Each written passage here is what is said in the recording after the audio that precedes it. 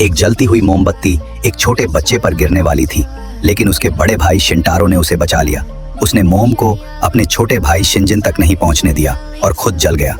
कई साल बाद जब दोनों बड़े हो गए तो शिनजिन यामाज़ाकी नाम के क्लैन का लीडर बन गया, लेकिन अब शिनटारो खुद लीडर बनना चाहता था।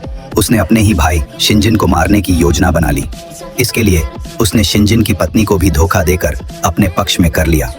शिनटारो के कहने पर शिनजिन की पत्नी ने कटाना से शिनजिन की पीठ पर वार किया, लेकिन उसने शिनजिन की ब्लैक बोन्स को नहीं छुआ, जो लोहे से भी मजबूत मानी जाती थी। फिर भी शिनजिन कुछ नहीं बोला। वो बस अपने भाई से ये पूछना चाहता था कि उसने ऐसा क्यों किया।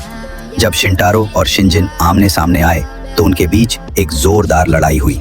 शुरू में दोनों बराबरी से लड़े, लेकिन क्योंकि शिनजिन पहले से ही घायल था, वो धीरे धीरे हारने लगा। शिनटारो ने उसे बहुत बेरहमी से मारा। आखिर में शिनटारो ने शिनजिन को हरा दिया। उसी वक्त शिनजिन का बेटा गन वहां आ गया। शिनटारो ने गन को देखा और कहा, जब मैं इसे मार दूंगा तो मुझे कोई नहीं रोकेगा। यह सुनकर शिनजिन ने गन से कहा कि वह भाग जाए, क्योंकि अब वह अपनी ओनी फॉर्म में जाने वाला था, यानी एक ऐसा रूप जहां वह किसी को नहीं पहचानता और सब कुछ तबाह कर देता है। जैसे ही शिनजिन ओनी बना, उसने शिनटारो के सैकड़ों लोगों को मार डाला जैसे कोई राक्षस हो। बुरी तरह घायल होने के बावजूद उसने शिनटारो को लगभग मार ही डाला।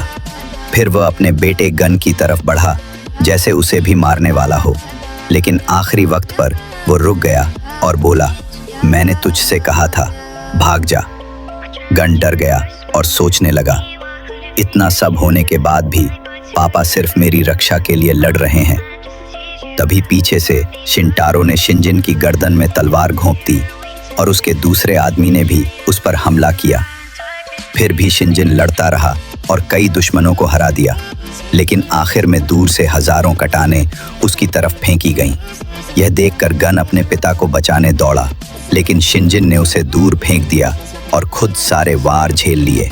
और इस तरह शिनजिन ने अपने बेटे को बचाते बचाते अपनी जान दे दी। अगर आपको मेरा कंटेंट अच्छा लग रहा है तो सब्सक्राइब करें मेरे चैनल मानवा एक्स प्राइम को आगे आने वाले अपडेट्स के लिए।